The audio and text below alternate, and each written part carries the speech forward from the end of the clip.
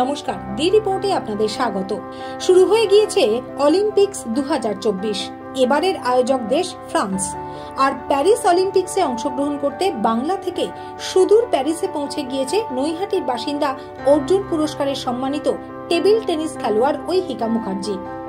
2019 সালে কমনওয়েলথ গেমসে ব্যক্তিগত বিভাগ এবং দলগত বিভাগ দুই বিভাগেই চ্যাম্পিয়ন হয়েছে ঐহিকা। এরপর 2022-এর এশিয়ান গেমসের ডাবলসে ব্রোঞ্জ মেডেল জিতেছে সে। তারপর থেকেই তার লক্ষ্য ছিল অলিম্পিক্স। সুযোগও মিলে যায়। আর বাংলার গর্ব ঐহিকা মুখার্জির এখন পাখির চোখ অলিম্পিক্সে পদক জিতে আন্তর্জাতিক স্তরে বাংলা তথা ভারতের নাম উজ্জ্বল করা।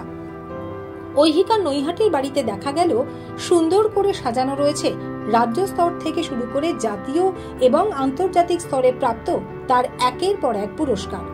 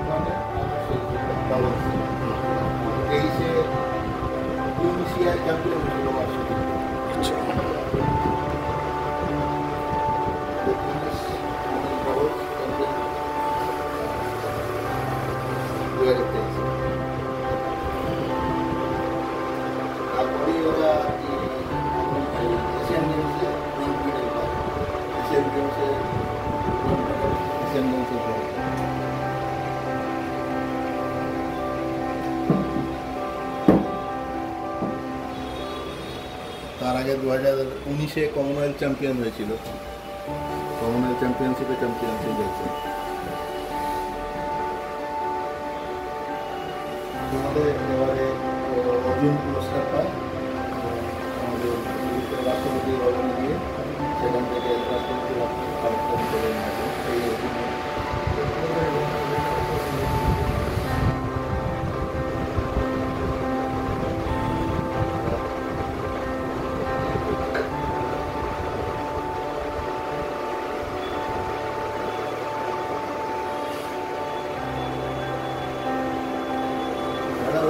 বিভিন্ন ট্রফি আছে, ন্যাশনালে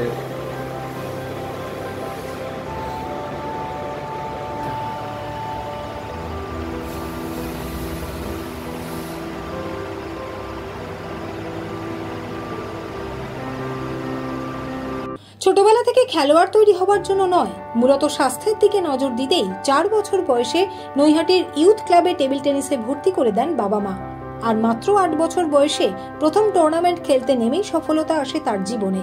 তারপর থেকে টেবিল টেনিসই হয়ে ওঠে তার ধ্যান জ্ঞান। জাতীয় থেকে আন্তর্জাতিক স্তরে আসে একের পর এক সাফল্য। সম্প্রতি রাষ্ট্রপতি দ্রৌপদী মুর্মু তার হাতে তুলে দেন অর্জুন পুরস্কার। মেয়েকে খেলায় উৎসাহ দেবার পাশাপাশি তার লড়াইয়ের সঙ্গী হতে বিএসএফ এর চাকরি থেকে ইস্তফা পর্যন্ত দিয়েছেন বাবা গৌতম মুখার্জি। তবে অলিম্পিক্স গেমসের মতো বিশ্বের প্রধান ক্রীড়া প্রতিযোগিতায় যোগ্যতা অর্জন করবার পরেও সরকারের তরফে কেবলমাত্র সম্বর্ধনাটুকু ছাড়া আজ পর্যন্ত মেলেনি কোনো রকম আর্থিক সহযোগিতা। আর স্পন্সরশিপ ছাড়া আন্তর্জাতিক স্তরে বহু প্রতিযোগিতা খেলার সুযোগ পেয়েও হাতছাড়া হয়ে যাচ্ছে ঐহিকার। এখন অলিম্পিক্স গেমসে মেয়ের পদক জয়ের আশায় দিন গুনছেন।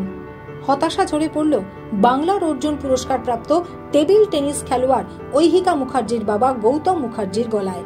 টেনিস খেলাটা খুব ফাস্ট খেলা এবং তার সঙ্গে সমস্ত রকমের যে সুযোগ সুবিধা, খেলাটার সাথে বিভিন্ন সুযোগ সুবিধারও দরকার। তার সাথে আমাদের বেঙ্গলে বেশিরভাগই গরিব ঘর থেকেই খেলা, যে বেশিরভাগ খেলোয়াড়রাই উঠে এসেছে, তাদের সময় মতো একটু স্পন্সর হলে খুব ভালো হয়, নাহলে বাইরে গিয়ে যে খেলাধুলো এগুলো করতে পারে না। আর্থিক প্রচুর অসুবিধা হয়। আজ বিদেশে একটা টুর্নামেন্ট খেলতে গেলে 2 থেকে 2.5 লাখ টাকা খরচা। কত নিজের পয়সায় সে যাবে? সে যত ভালোই চাকরি করুক না যাই করুক, সরকারি স্পন্সর্ড বা এমনি নর্মাল প্রাইভেট স্পন্সর যদি না পায়, এই খেলা চালিয়ে যাওয়া খুবই মুশকিল। একটা আমি সেইভাবে কোনোভাবেই পাইনি। আজ 2022-এর এশিয়ান গেমস পদক আনার পর এখন OGQ থেকে ওকে একটা স্পন্সর করে দিয়েছে, তো ওইটা এখন এই রিসেন্ট পেয়েছে। এত বড় প্লেয়ার অলিম্পিকে খেলতে গেল, সরকার থেকে, রাজ্য সরকার থেকে কোনো সহযোগিতা পান না? কোনো রাজ্য সরকার না, কারা দেয়নি? কেউই দেয়নি সেইভাবে, না। যতটুকু হয়েছে সমস্ত কিছু আমাদের নিজেদের, সমস্ত সব লাস্ট পুঁজি পর্যন্ত ওর পিছনেই আমরা ঢেলে গেছি, ব্যক্তিগত পয়সা করে। এর আগেও তো একাধিক পদক পেয়েছে, হ্যাঁ, সেই সংবর্ধনা দিয়েছে, যেমন এবারেও দিয়েছেন আমাদের মাননীয় মুখ্যমন্ত্রী, গিয়ে আমরা নিয়েও এসেছি, ওই সংবর্ধনা পর্যন্ত ব্যাস। এবার একটা খেলা বাইরে খেলতে গেলে আর্থিক এর প্রচুর দরকার। বাইরে না যে গিয়ে যদি ও খেলে, তাহলে বাইরে বিদেশি প্লেয়ারদের সাথে সেইভাবে পাল্লা দিতে পারবে না। সেই জন্য বাইরে টুর্নামেন্টও খেলা খুব দরকার। এবার বাইরে একটা টুর্নামেন্ট খেলতে গেলে বললাম 2 থেকে 2.5 লাখ টাকা খরচা, একটা ইউরোপিয়ান কান্ট্রিতে গিয়ে খেলতে গেলে। তো এরকম বছরে অনেক টুর্নামেন্ট হয়, কিছু তো যেটা ইন্ডিয়া টিমের হয়ে গভর্নমেন্ট স্যাংশন হয় সেগুলো যায়, সেটা তো খুবই সামান্য, 5 থেকে 6টা। এবার ওর সাথে যদি আরও কিছু নিজের এতে খেলে, যারা বাইরের মেয়েগুলো, যারা এই যে আজ সিজা, মনিকা, এরা সব ইন্ডিভিজুয়াল খেলছে, ওদের শুধু ওয়ার্ল্ড র্যাঙ্কিং ভালো বলে। আজ আমার মেয়ে যদি এরকম বাইরে, ওদের 2-3টে করে স্পন্সর আছে, ওরা খেলে বেড়ায়, মানে যেটা গভর্নমেন্টের স্যাংশন তাছাড়াও ওই খেলে বেড়াচ্ছে, তার জন্য ওদের অত পয়েন্ট। আমার মেয়ে আজ কটা খেলছে, ওই যেটা গভর্নমেন্ট স্যাংশন, ওই খুব বেশি হলে 1টা কি 2টো নিজের পয়সা জমিয়ে সেইটা খেলে, তো ওদের পয়েন্ট বাড়বে কোত্থেকে? তাও ওই কটা টুর্নামেন্ট খেলেও 86 র্যাঙ্ক এখন ওয়ার্ল্ড র্যাঙ্কিং। কি প্রত্যাশা করছেন? প্রত্যাশা তো আমাদের মেয়েদের টিমের ওপর খুবই প্রত্যাশা, এবারে সবাইরই, শুধু আমার বলে না, পুরো অল ইন্ডিয়ার। সুফল মজুমদারের রিপোর্ট, দি রিপোর্ট। আরো বিভিন্ন খবরের আপডেট জানতে হলে অবশ্যই সাবস্ক্রাইব করুন দি রিপোর্ট চ্যানেলটি, কারণ আপনাদের একটা সাবস্ক্রিপশন আমাদের কাছে অত্যন্ত মূল্যবান। জয় হিন্দ।